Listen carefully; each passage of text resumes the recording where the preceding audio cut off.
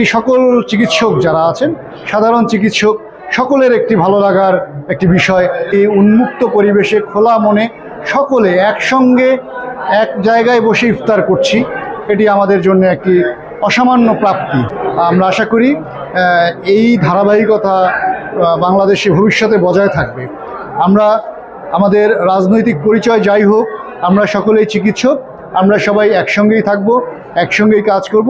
বাংলাদেশের মানুষের দরিদ্র জনগোষ্ঠীর বা সর্বোপরি সব ধরনের যারা সেবা প্রত্যাশী তাদের চিকিৎসা সেবা দিয়ে যাব, এটি আমাদের প্রত্যাশা। যে প্রায় 3000-এর মতো ডাক্তার এখানে উপস্থিত হয়েছেন এবং আমরা আলহামদুলিল্লাহ ড্যাবের পক্ষ থেকে সুষ্ঠুভাবে একটা আয়োজন করতে পেরেছি।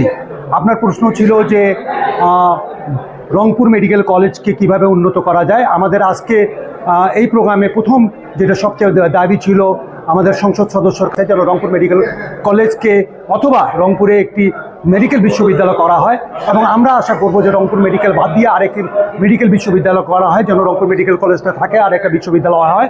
আর রংপুর মেডিকেল কলেজে আপনারা জানেন যে অনেক যন্ত্রপাতির অভাব আছে, যন্ত্রপাতি নষ্ট হয়ে আছে এবং অনেক সময় চিকিৎসা যতটুকু রোগী থাকে ততগুলো চিকিৎসা বা সরঞ্জাম নাই।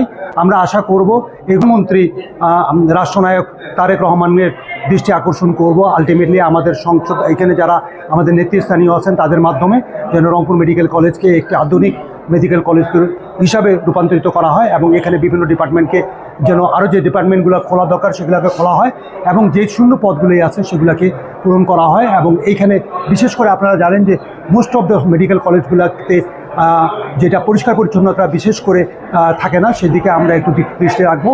আর আরেকটা প্রশ্ন ছিল আপনার যে রংপুরকে কীভাবে উন্নত করা যায়, এটার ব্যাপারে যদি আমাকে বলেন যে আমি ডাক্তার হিসাবে রংপুরকে কীভাবে উন্নত করা যায়, আমি যদি বলি যে প্রফেশনাল ব্যক্তি হিসাবে আমার এটা কমেন্ট করাটা ঠিক হবে না। এখানে যারা আমাদের বিএনপি এবং হচ্ছে যে আমাদের এইখানকার যে এলাকার যে মন্ত্রীরা আছেন, এনাদের ডেফিনেটলি এনাদের একটা দৃষ্টিভঙ্গি আছে এবং আমাদের রাষ্ট্রনায়ক তারেক রহমানের একটা নীতি হচ্ছে যে সব জায়গায় সমভাবে উন্নয়ন করবেন এবং অবশ্যই ওনার দৃষ্টি রংপুরের দিকে থাকবে এবং আমাদের রংপুরের যারা বিএনপি নেতৃবৃন্দ আছেন তারা রংপুরকে একটি খুব ভালো অবস্থানে নিয়ে যাবেন। রংপুরে কিন্তু একটি ঐতিহ্যবাহী জেলা এবং হচ্ছে একটি ঐতিহ্যবাহী ডিভিশন, এবং আমি আশা করি রংপুর বাংলাদেশে একটি উন্নত শহরে রূপান্তরিত হবে।